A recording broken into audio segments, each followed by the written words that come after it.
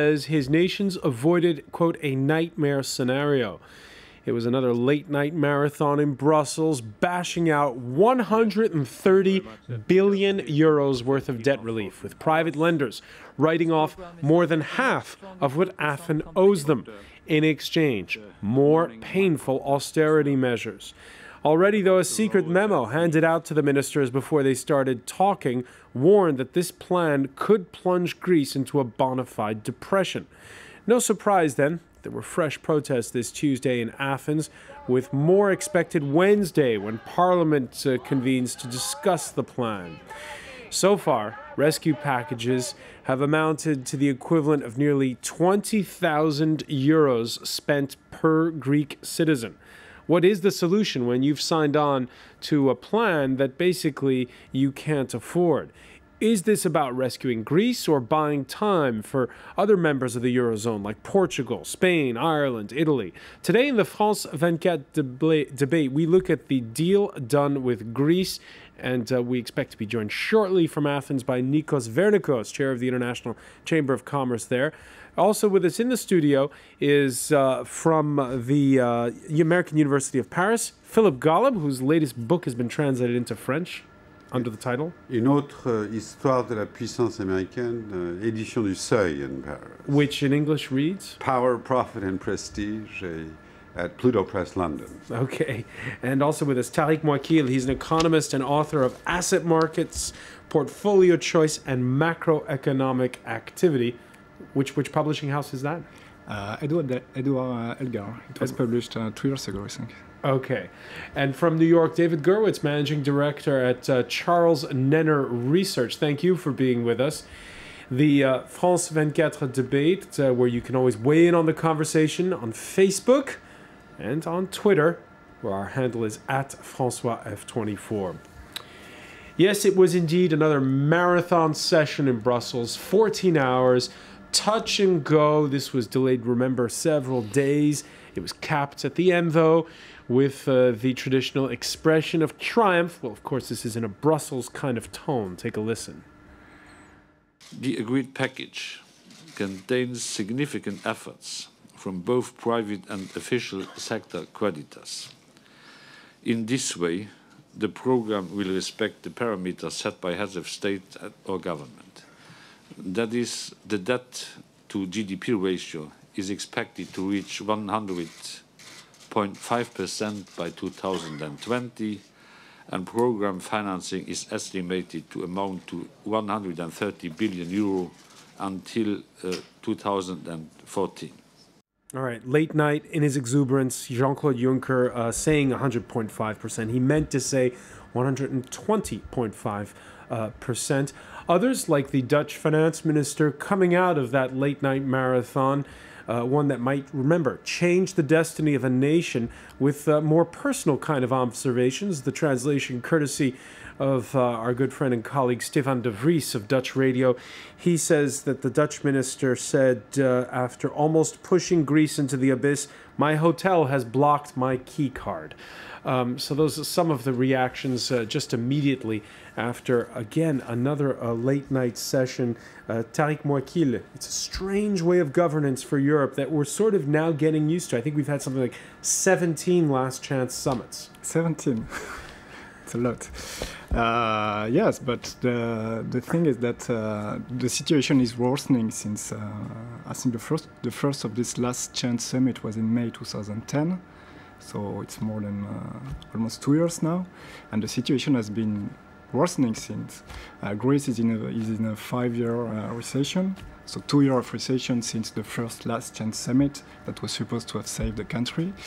And obviously the solution brought to solve the crisis by European leaders that focus on budget tightening, that consider that this crisis is a crisis of budget caused by budget indiscipline in Greece. Of public spending. Of public spending is wrong. we can see, I mean, now there is quite a broad consensus. You can read the Financial Times, for instance, almost every week. Main people there are trying to explain that it's not, the origin of the crisis does not lie in public finance. I mean, this is a balance of payment crisis. And of course, when you have a fiscal union, when you have a currency union, you will always have countries that are less competitive than others, so you will have trade imbalances. And if you do not have fiscal transfer, huge fiscal transfer, to compensate for these current account imbalances, then you end up with this kind of crisis. Okay, so Philip Golub, everybody, this seems to be almost a broad consensus that the problem isn't really a problem of spending, but of balance of payment. That's private speak, but publicly, everybody's still sticking to the rhetoric that they had back in 2010. Well, I mean, there's a consensus, yes. There's the private consensus and there's the public statements. I'm not sure there is a complete private consensus. There is a growing understanding, I would agree with that, among serious economists, political scientists, and others, that the path chosen is one which is going to reinforce deflationary mechanisms and reproduce the initial causes of the crisis, the same causes producing the same effect. Greece's debt burden won't be solved, Portugal's won't be solved. You have a contractionary effect of these pro-cyclical policies that the European Union and the IMF are implementing right now. But there's a strong block of forces. There's a strong block of forces, both within Europe and to some extent outside Europe. Think of the Republicans in the United States who are advocating deflationary austerity also. There's a strong block of forces that either believes or cynically claims to believe that austerity can have expansionary effects. And what they have done to Greece, in fact, I think if you decode what has happened, is that the dominant European leaders, German conservatives, the Dutch conservatives, Jean-Claude Juncker and others, have made Greece into a bloody example to try to make sure that Portugal, Italy, Spain, Ireland, and others will follow the pathway taken towards quite vicious deflationary fiscal austerity. Greece is a kind of signal example of what could happen if European prescriptions are not followed. The results are disastrous, of course, because the results are contrary to those that they've claimed over the past 2 years. Rather than expansion, we have deflation. Rather than solving debt, we have increased debts. I have the statistics here. I'll go through them in a couple of minutes.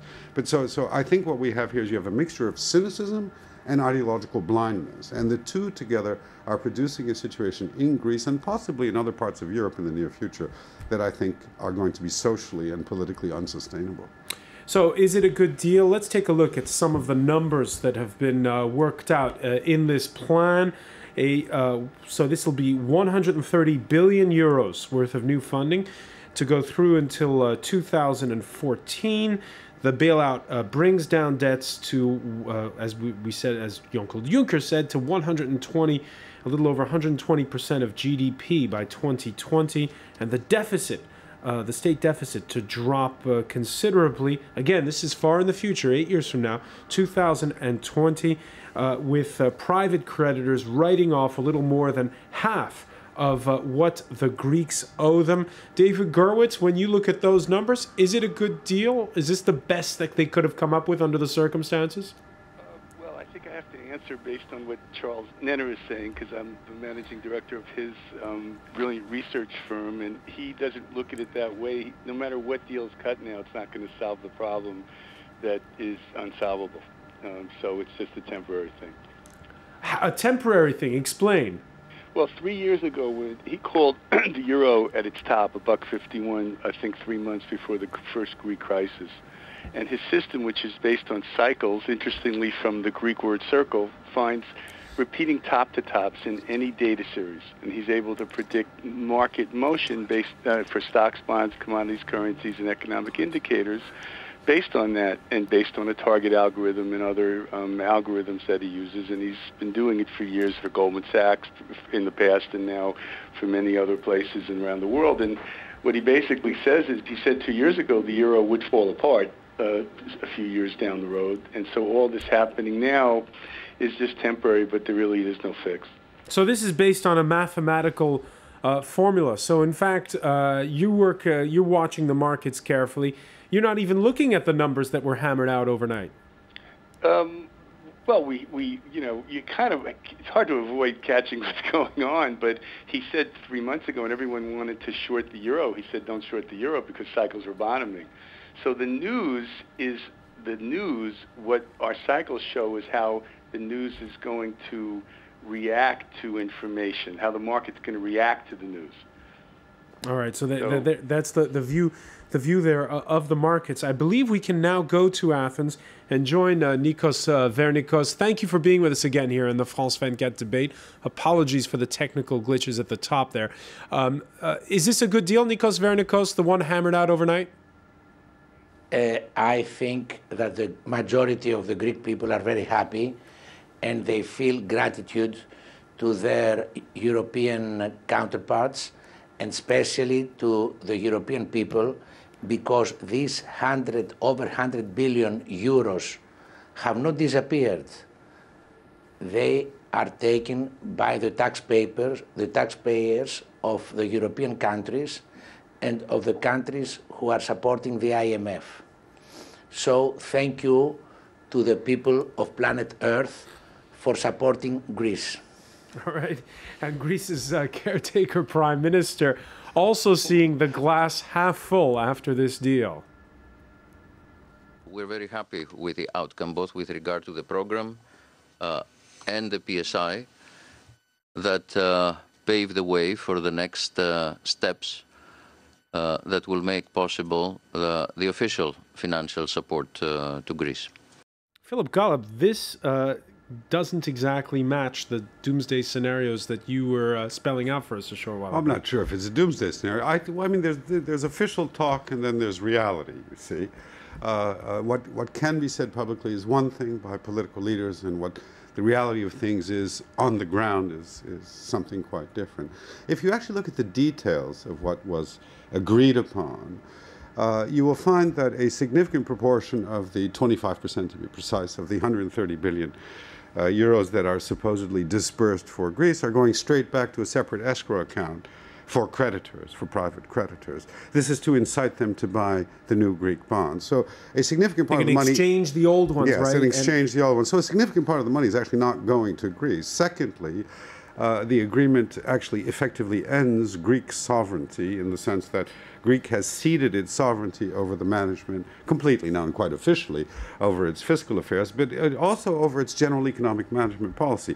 Now this may or may not be acceptable to the Greek people. I suspect that it will not be in the long run, in the middle term, in the long run, acceptable to the Greek people.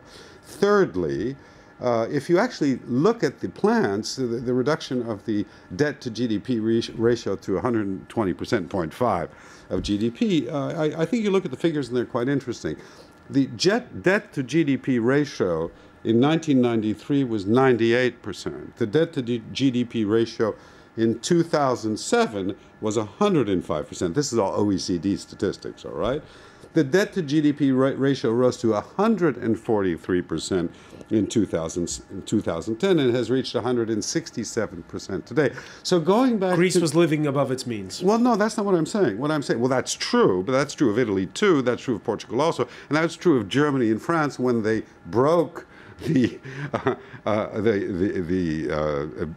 constraints of the currency union themselves under Chirac and Schröder to try to increase their maneuvering room within the monetary union. So it's not only true of Greece. Greece, of course, is a particularly acute case of that, but it's not a special case at all. It's part of a system. What I'm saying is that bringing it down to 120% is still significantly higher than the 105% of 2007.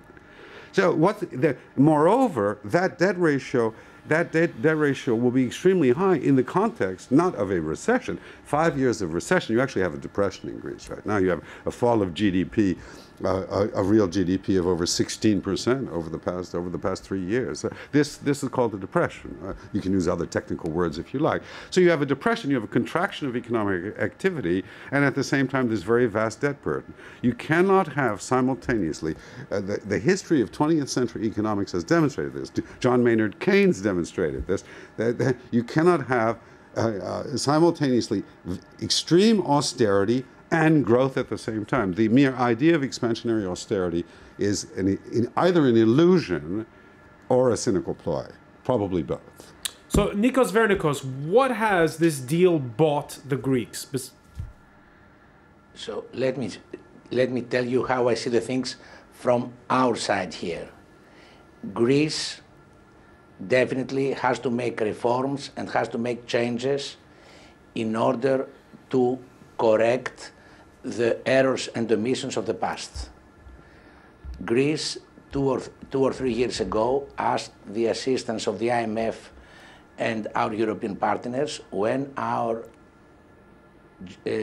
total debt was 119% of our total debt, of our total GDP.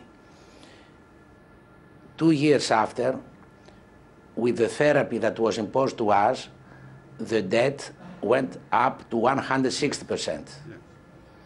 This is definitely a wrong therapy. So, from my side, I see that my partners, Europeans, realized that the therapy was not good, and they made something for the first time in mankind history.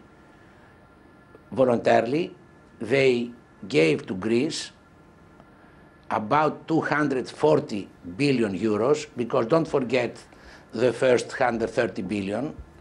We now have an additional 107 in order to assist us to go ahead, not to default. And so, if everything goes well, in 2020, we are going to be back to 120%.